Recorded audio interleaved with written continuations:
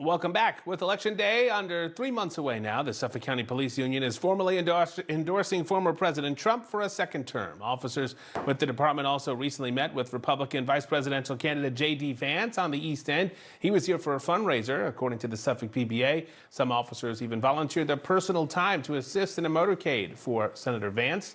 They say Suffolk is the first police organization in the state to formally extend Trump an endorsement. In one vision, we have a president that is going to back up law enforcement, a president that is going to restore a rational criminal justice system. And the endorsement was accepted on behalf of Trump by Ohio Congressman Jim Jordan. Joining us right now is the man you just saw. Suffolk PBA President Lou Civello is here today on Power and Politics. Good to see you. Thanks for coming in. Good to see you too, Rich. Thank you for having me on. So why was it important to the membership and the leadership to get out in front and endorse former President Trump? Well, I will tell you one thing we do not do is sit on the sidelines. And I think this election is critically important both for my membership and for the entire country. So for us, after we took a close examination, and I think when you get through the hyperbole and the rhetoric of both campaigns, it really comes down to policy. So when you look at the policies of both these candidates, it was sort of an easy decision for us to endorse President Trump. His policies tend to support law enforcement, I think, in contrast to Vice President Harris on issues like qualified immunity, issues like the George Floyd Act, issues like the 1033 program, which provides funding and equipment to police. On all those issues, President Trump is supportive of law enforcement, and again, on the other side, I think Kamala Harris has the opposite outlook. Former President Trump has generally enjoyed support of law enforcement in the past, but he is reaching out beyond that to other unions, other local organizations, trying to draw support that traditionally goes to Democrats. Why do you think that is, and do you think he'll be successful? I think he needs to. I think he needs to reach out to the middle of the country. So, it's so divisive, and I feel like the fringe on both sides is sort of the has the loudspeakers. And I think in order to win this election and in order to move the country forward and unite the country, he needs to appeal to the regular American. And I think you can kind of see that in the endorsement of RFK. So RFK was here on Long Island. He's a Democrat, a lifelong Democrat. His father is an icon in the Democratic Party. His uncle, JFK, obviously another icon in the Democratic Party. I think that endorsement kind of shows that he's appealing to people outside of his usual base. Candidates love to tout their endorsements, especially from unions, and having that membership support is so critical. But ultimately, do you think voters will look at, say, the Suffolk PBA and say, okay, if the Suffolk PBA supports this candidate, I'm going to do the same? Do you feel that there is a correlation?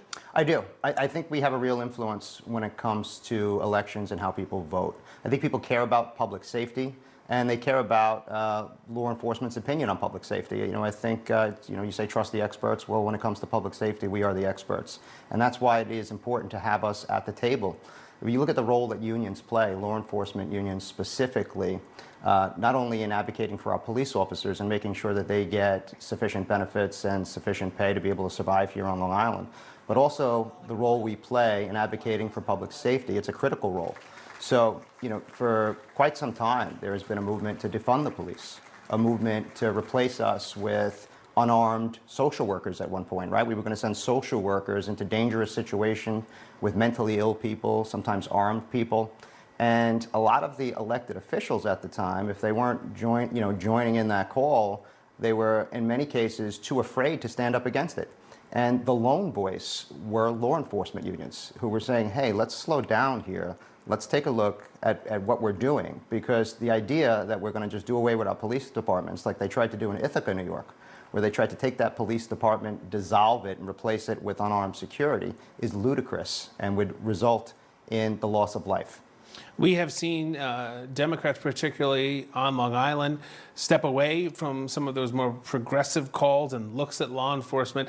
Do you think that that is due to the support of unions who have been out in front saying, hey, listen, this is just not going to work. This isn't safe? Certainly. And we are not partisan, the Suffolk County PBA. We support Democrats and Republicans alike, depending on what their policies are and what their positions are. So we're fortunate to have some great Democratic elected officials here on Long Island, like our sheriff, for instance, who is fully supportive of law enforcement. So I think certainly that there is a push to move away from some of the defund the police positions, but not from the vice president. The vice president is on record as saying that she does not believe having more cops on the street equals safer streets, which is an erroneous position. It's a position that defies common sense, but one she seems to stand by. She wants to take a look at police budgets. And she has, again, on record as saying, we can take a look at those budgets and maybe see if that money can be better spent somewhere else.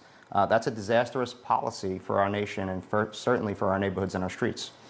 When you look at union leadership, right, this is your role here, how has it changed over the years? You're somewhat new to the role, but you've certainly been involved in the leadership group. How has it changed? How has it been in terms of being able to recruit membership, retain membership all across the board? Yeah, there is a recruitment and a retention crisis across this country. And, and I think it's a few things. One, I think it's the way we've been demonized for the last few years. When you look at nationally what's going on, departments across this country are relaxing standards, right? They're dumbing down written tests. They're lowering standards, physical fitness standards, and in some cases, like Detroit, they're even advertising, hey, if you have a warrant, just come on in. If you have outstanding tickets, come on in, we'll work with you. Take the job, because they can't get anybody to take these jobs. It's a difficult job, which has gotten more difficult. Everything is on camera now. Every move you make is scrutinized. I think we are one of the most closely scrutinized professions that exist. So I think it's a difficult job. It's become more difficult. And then in terms of pay and benefits, again, the role that unions play. When you look at places that don't have police unions or unions are relegated to relatively weak positions, the pay and benefits for police are diminished. And it's a difficult job. If you don't have decent pay, decent benefits, and you don't have elected officials that stand behind your police officers that are risking their lives, well, then you're either going to get a lower quality candidate or you're going to get no candidates at all. All right, Lou Civello from the Suffolk PBA, thanks so much for joining us. My pleasure. Thank you for having me. We'll be right back after this.